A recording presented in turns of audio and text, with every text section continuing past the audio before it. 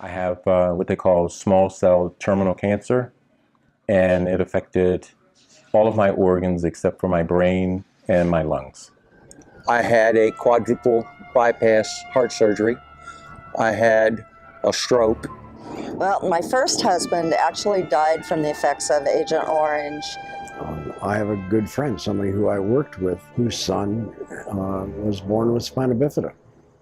With a lack of governmental support for their growing health issues, Vietnam veterans took a stand through legal action and legislation to gain benefits and justice for years of suffering resulting from their exposure to Agent Orange.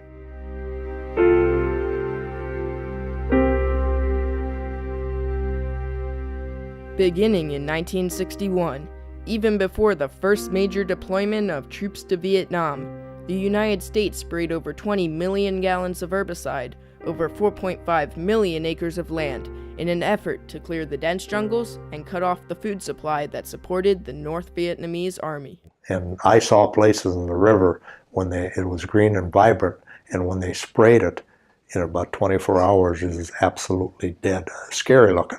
Killed the jungle. For the next 10 years, U.S. soldiers used hoses, trucks, and military planes to spread these defoliants across Vietnam. Among these herbicides was Agent Orange, named for the orange stripe on its metal container. As American soldiers sprayed these defoliants, they were unaware that they contained dioxin, a deadly chemical that would leave those exposed with major health problems for decades to come. And what I didn't realize until many years later is the toxins got into the water, and our ship purified it, and we drank the water, we bathed in the water. There was this dust over the food, the fruits and vegetables, as well as the trees. I just thought it was natural. With side effects ranging from skin disorders to cancer and even death, Agent Orange left over 1.4 million soldiers with life-altering health challenges that in some cases have even been passed on to later generations. Following years of suffering, these veterans took a stand for justice for themselves and for their children through two landmark cases and passage of the Agent Orange Act of 1991. In 1961, neither the soldiers in Vietnam nor the United States government knew the negative health impact of Agent Orange. However, the manufacturers did. In 1949, 228 employees of the Monsanto Chemical Company contracted chloracne, a disfiguring rash after exposure to Agent Orange while on the job. Following the incident, an investigation confirmed that dioxin in Agent Orange had been the cause. Yet Monsanto withheld this information from the U.S. government, who continued to use this chemical in Vietnam. In response to the mounting scientific evidence, the Federation of American Scientists petitioned the United States to ban Agent Orange in 1967. By April 1970, the United States finally prohibited the use of Agent Orange in Vietnam. However, it was too late for those already exposed. Following the ban, the government refused to acknowledge the correlation of the veterans' illnesses and Agent Orange exposure, claiming that other factors could have caused the illnesses. After there's no evidence on the medical record, no evidence at the exit physical, no evidence right afterwards, then 10 years later, which is contrary to medical literature at this moment, based on advice that I've been given, then the individual says, boom, here I have a problem. They didn't even acknowledge that the Agent Orange was a problem at that time. Because every time I go to the VA, they'd say, well, Agent Orange had nothing to do with your illness. Then, in 1978, dying Vietnam veteran Paul Roedershan, who was convinced that his cancer and chloracne resulted from Agent Orange exposure, took a stand by filing a lawsuit against Monsanto and 6 other manufacturers of Agent Orange, hoping to receive benefits for himself and other exposed veterans. On May 6, 1984, the night before the case, Judge Jack Weinstein helped organize a $180 million settlement. The lawsuit attracted a lot of media attention, a lot of political attention, and it was finally settled.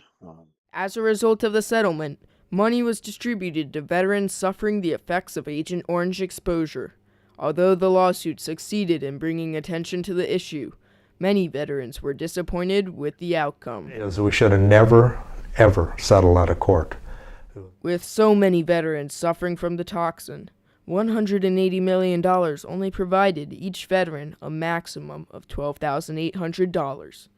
In addition, because the case was settled, no acknowledgement of the chemical's impact was made, leaving many veterans dissatisfied. As a part of that settlement, there was no cause and effect relationship established or admitted, and the chemical companies, probably rightly so, believed that they were getting out from under a terrible PR problem, and it was worth it for them to pony up $180 million.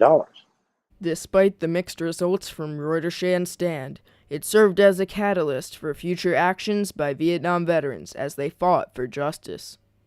In 1986, less than a decade later, Vietnam veterans took a stand once again in a class action lawsuit, Niemer versus the U.S. Department of Veterans Affairs. By 1991, as a result of the lawsuit, Bart Stitchman and the National Veterans Legal Services Program negotiated a consent decree, stating that the VA would provide benefits to veterans suffering from health effects shown to have a relationship to Agent Orange exposure, rather than requiring evidence of a cause and effect relationship. The VA said there had to be a strict cause and effect relationship between Agent Orange and disease before the VA will recognize it and pay benefits for that disease. And we persuaded the judge that's not what Congress intended, because that's not the standard, that's not the type of proof that Congress normally requires. In addition, the Niemer case provided retroactive benefits to veterans with health issues related to Agent Orange exposure. Despite the two cases, the VA still maintained their stance on Agent Orange-related diseases. And the rule was, chloracne is the only disease connected with Agent Orange. Once again, veterans found themselves taking a stand to gain recognition for the other health impacts of Agent Orange exposure, including those experienced by the children and grandchildren of veterans, such as spina bifida and other birth challenges. At Vietnam Veterans of America, we decided to ramp up the issue. We involved a lot of our chapters and grassroots members to try to put pressure on the Congress to do something about it, to actually move the VA off the dime. With the help of the Niemer case and the advocacy of veterans and veterans organizations, Congress finally passed the Agent Orange Act of 1991, linking many health problems to Agent Orange exposure. As a result of the act, health care and other benefits would be provided to veterans with illnesses correlated to Agent Orange exposure, as determined by an independent organization, the National Academy of Sciences. This resulted in the adding of 12 additional diseases to the list that would entitle veterans to benefits, a list that continues to grow even today and now includes diseases impacting the children of veterans. For decades, veterans exposed to Agent Orange felt abandoned by their government. Because I remember those words in 1966. The recruiter says, we'll always take care of you. Well, that's not true. And so we have fought for everything that we've gotten. While some fights still remain, including benefits for the 5 million exposed Vietnamese civilians and the grandchildren of veterans with health impacts from Agent Orange, the gains are undeniable. Today, 1 in 6 disability checks issued by the Department of Veterans Affairs supports those impacted by Agent Orange.